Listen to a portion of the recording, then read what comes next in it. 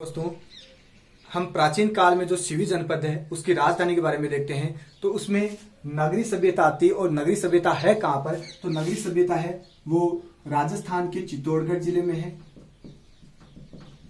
चित्तौड़गढ़ जिले में है। किस नदी के किनारे है? तो ये बेडस नदी के किनारे स्थित है। नगरी का प्राचीन नाम क्या है? तो नगरी का प्राचीन नाम है वो आता है मध्यमिका या मेदपाट। ये नगरी का प्राचीन नाम है। नगरी सभ्यता है वो प्राचीन सीवी जनपद की राजधानी रही हुई है। सीवी जनपद की राजधानी, तो सीवी जनपद की राजधानी है वो नगरी रही हुई है। नगरी के अंदर हमें 4 सीवी जनपद के सिक्के भी मिले हैं। यानी सीवी जनपद के यहाँ पर क्या मिले हैं? सीवी जनपद के सिक्के भी नगरी के अंदर हमें मिले हैं। अब हम देखते हैं नगरी के बारे में और कि नगरी जो जन सभ्यता है उसके अंतर्गत 4 चक्राकार कुएं मिले हैं। चक्राकार कुएं मिले हैं। तो यहाँ पर 4 चक्राकार कुएं भी मिले हैं। नगरी जनपद के सिक्के मिले हैं और एक आप कह सकते हो कि वैष्णव मंदिर मिला है। वैष्णव संप्रदाय का मंदिर मिला है। और भारत में सबसे प्राचीन वैष्णव संप्रदाय का जो मंदिर है वो नगरी में ही मिला है। अब हम देखते हैं कि ये वैष्णव संप्रदाय का जो मंदिर है ये 2री ईस्वी पूर्व का मंदिर है और ये संगुकालीन है। संगुकालीन मंदिर है। यहाँ पर आप कह सकते हो इसकी खोज किसने की थी नगरी की? तो नगरी की खोज 1904 में D.R. भंडारकर ने की थी। D.R. भंडारकर ने 1904 में नगरी सभ्यता की खोज की थी। और ये राज्य का सबसे पहला खोजा, यानी राजस्थान का राज्य का सबसे पहला खोजा गया, सबसे पहला खोजा गया सभ्यता स्थल है।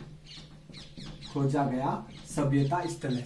तो राजस्थान का सबसे पहले खोजा गया सभ्यता स्थल कौन सा? तो वो नगरी है। खोज किसने की? 1904 में D.R. भंडारकर ने इसकी खोज की थी। अब हम देखते हैं कि यहाँ पर 2 शिलालेख मिला है। एक तो मिला है गोसुंडी का शिलालेख, गोसुंडी शिलालेख,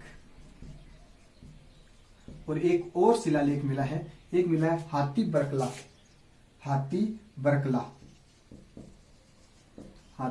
बरकला शिलालेख।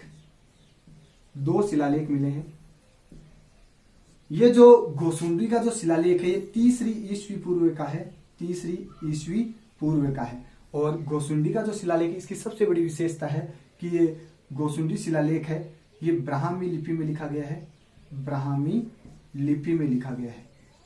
गोसुंडी शिलालेख और हाथी बरकला जो शिलालेख है इनकी जो खोज की थी वो की थी 1887 में वीर विनोद के लेखक कवि श्यामल दास ने। कहा जाता है कि राजस्थान के इतिहास के जो लेखक हैं कर्नल जेम्स टोड वो इसे अपने साथ ले जाते हैं और रास्ते में समुद्र में इसे फेंक देते हैं। तो ये तो हो गया दोस्तों नगरी सभ्यता के बारे में कि नगरी सभ्यता की क्या क्या विशेषता है। तो नगरी सभ्यता की खोज की थी 1904 में D.R. भंडारकर ने। और राजस्थान का सबसे पहले खोदा गया सभ्यता स्थल है वो नगरी सभ्यता है। और उसके बाद में हम देखते हैं कि नगरी है कहाँ पर? तो चित्तौड़गढ़ जिले में है। बेडस नदी के किनारे नगरी सभ्यता मिली है। इसका प्राचीन नाम मध्यमिका या मेदपाट भी है। और नगरी जो सभ्यता है वो सीवी जनपद की राजधानी भी रही हुई है। और यहाँ पर सीवी जनपद के क्या मिले? हमें सिक्के भी प्राप्त हुए हैं। उसके बाद यहाँ 4 चक्राकार कुएं मिले हैं। वैष्णव मंदिर 2री ईस्वी पूर्व का संगुकालीन वैष्णव संप्रदाय का मंदिर मिला है। यानी भारत में सबसे प्राचीन मंदिर है वो वैष्णवकालीन मंदिर है के प्रमाण वो यहीं पे मिले हैं। और यहाँ पर जो शिलालेख मिले हैं वीर विनोद के लेखक कवि श्यामल दास ने 1887 में 2 शिलालेख यहाँ पे खोजे थे। एक तो गोसुंडी का शिलालेख और दूसरा हाथी बरकला शिलालेख। ये 3री ईस्वी पूर्व के हैं और किस लिपि में लिखे हुए हैं? ब्राह्मी लिपि में लिखे हुए हैं। अगली सभ्यता देखते हैं दोस्तों हम नगर सभ्यता। नगर सभ्यता का प्राचीन नाम मालव प्रदेश भी रहा है। मालव प्रदेश भी रहा है। यह मालव गणराज्य की मालव जनपद की राजधानी भी रहा है। राजधानी भी रहा है। तो उसके बाद में हम देखते हैं कि इसकी खोज है वो K.N. पुरी ने की थी। खोज किसने की थी नगर की? तो खोज की थी K.N. पुरी ने। वर्तमान में नगर को हम वर्तमान में खेड़ा सभ्यता भी बोलते हैं। नगर जो सभ्यता उसको खेड़ा सभ्यता भी कहा जाता है। उसके बाद में यहाँ पर क्या क्या मिला, तो यहाँ पर मालव गंगाजय, तो इसलिए हमें सबसे पहले मालव गंगाजय के 600 सिक्के मिले हैं। मालव गंगाजय के 600 सिक्के मिले हैं हमें। इसके साथ में आहतिया, भारत की सबसे प्राचीन मुद्रा है आहतिया, पंचमारक सिक्के, चांदी के सिक्के मिले हैं। चांदी के सिक्के मिले हैं। इसके साथ में और यहाँ पे क्या क्या मिला है, तो यहाँ पर 4 मूर्तियां मिली है। वो 4 मूर्तियां किस किस की है वो हम देखते हैं। तो ये जो 4 मूर्तियां हैं उनमें एक तो है महिषासुर मर्दिनी की मूर्ति, महिषासुर मर्दिनी की मूर्ति। दूसरी गणेश जी की मूर्ति मिली है, गणेश जी की मूर्ति मिली है। और तीसरी जो प्रमुख मूर्ति मिली है वो मिली है 3 फणधारी नाग की मूर्ति मिली है और एक कमल पर खड़ी लक्ष्मी जी की मूर्ति मिली है। तो ये यहाँ पर प्रमुख प्रमुख मूर्तियां मिली है। एक बार हम वापस देखते हैं नगर सभ्यता। नगर सभ्यता है कहां पर, तो ये है उनियारा। उनियारा कहां पर है, उनियारा टोंक में है। तो नगर सभ्यता टोंक में, उनियारा टोंक में है। दूसरी विशेषता, नगर का प्राचीन नाम क्या है, तो इस क्षेत्र को मालव प्रदेश भी कहा जाता था और मालव जनपद की राजधानी रहा है या मालव गणराज्य की राजधानी रहा है नगर सभ्यता। खोज किसने की, के.एन. पुरी ने की थी और वर्तमान में इसे क्या कहा जाता है, खेड़ा सभ्यता कहा जाता है। उसके बाद में यहाँ एक तो मालव जनपद के सिक्के मिले हैं, मालव गणराज्य के सिक्के 600 सिक्के मिले हैं। उसके साथ में आहतिया पंचमारक यानी चांदी के सिक्के भी मिले हैं। और यहाँ पर 4 प्रमुख मूर्तियां मिली है। एक महिषासुर मर्दिनी की मूर्ति मिली है, गणेश जी की 3 फणधारी नाग की मूर्ति मिली और एक कमल पर विराजमान लक्ष्मी जी की मूर्ति भी मिली है। अगली सभ्यता देखते हैं दोस्तों, जहां पर सर्वाधिक सिक्कों का भंडार मिला है, जिसे एशिया का टाटा नगर कहा जाता है। वो सभ्यता वो है रेड सभ्यता। रेड सभ्यता कहां पर है, तो ये आती है निवाई टोंक में आती है। किस नदी किनारे है, तो ये जो सभ्यता है वो ढील नदी के किनारे स्थित है। ढील नदी के किनारे स्थित है। और इसकी खोज किसने की थी, तो इस सभ्यता की जो खोज है वो 1938 से 40 के बीच में केदारनाथ पुरी ने की थी। केदारनाथ पुरी ने इस सभ्यता की खोज की थी, रेड सभ्यता की। रेड का उपनाम क्या है, तो इसका जो उपनाम है वो है, इसे एशिया का टाटा नगर कहते हैं, या आप कह सकते हो प्राचीन भारत का टाटा नगर कहते हैं। टाटा नगर क्यों कहते हैं प्राचीन भारत का टाटा नगर, तो ये इसलिए कहा जाता है क्योंकि यहां पर एशिया का सबसे बड़ा सिक्कों का भंडार मिला है। एशिया का सबसे बड़ा सिक्कों का भंडार मिलने के इसे क्या कहा जाता है, इसे प्राचीन भारत का टाटा नगर कहा जाता है। तो सबसे मोस्ट यही आता है कि प्राचीन भारत का टाटा नगर किसे कहते हैं, रेड सभ्यता को कहते हैं। क्यों कहते हैं, क्योंकि यहाँ पर एशिया का सबसे बड़ा सिक्कों का भंडार मिला है, इसलिए कहते हैं। अब हम देखते हैं यहाँ पर किस किस के सिक्के मिले हैं, तो यहाँ पर मालव गणराज्य के 300 सिक्के मिले हैं। इसके साथ में आहत या पंचमारक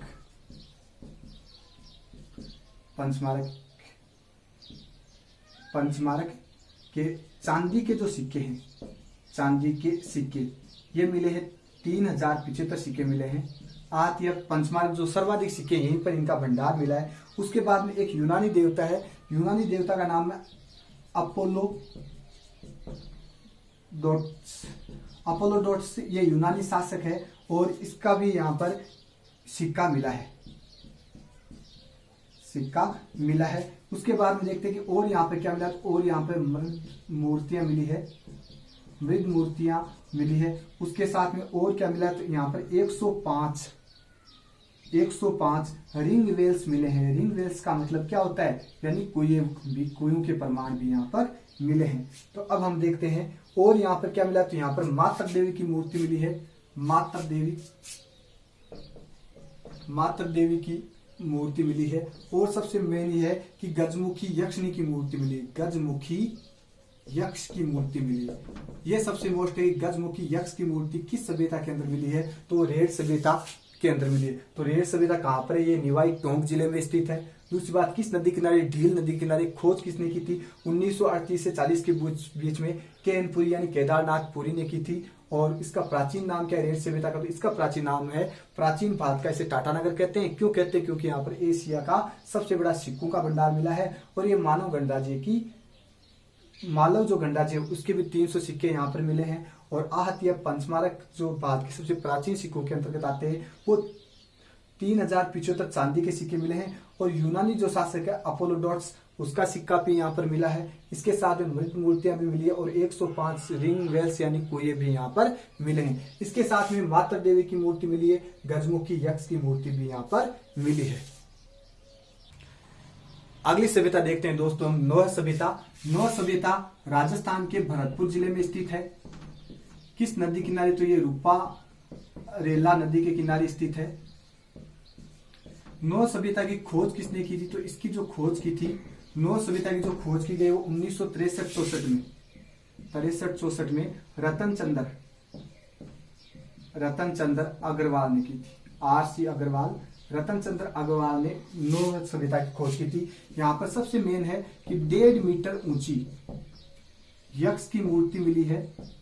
यक्ष या इसे कह सकते हो आप जोक बाबा की मूर्ति मिली है। तो जोक बाबा की मूर्ति या यक्ष की मूर्ति कहां पर मिली है, नौह सभ्यता के अंदर मिली है। और यहाँ पर क्या मिले हैं, तो यहाँ 5 संस्कृतियों के अवशेष मिले हैं, 5 संस्कृतियों के अवशेष मिले हैं।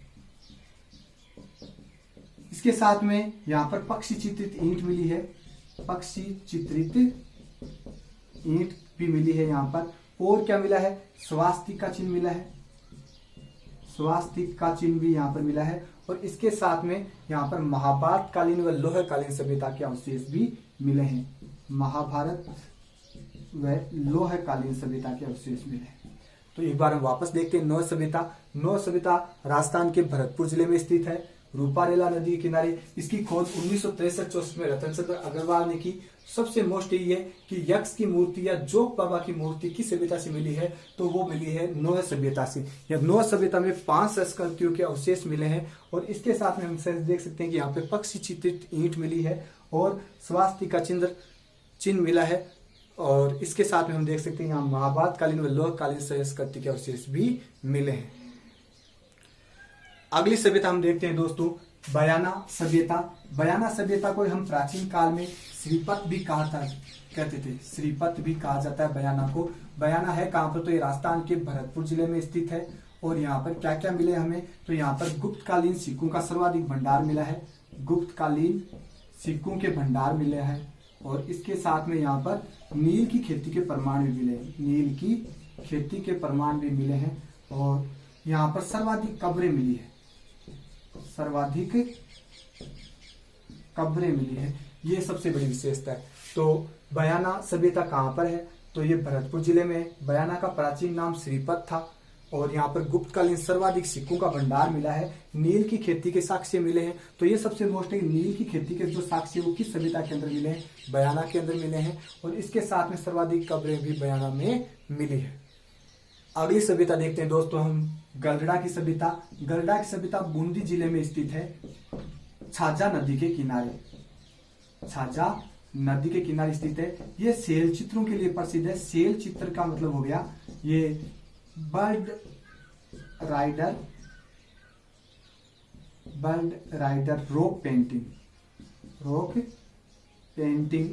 एक चित्र है, उसके लिए प्रसिद्ध है। तो गलडा की सभ्यता कहाँ पर है, बूंदी जिले में है। छाजा नदी किनारे सेल चित्रों के लिए प्रसिद्ध है और बर्ड राइटिंग रॉक पेंटिंग यहाँ पर स्थित है।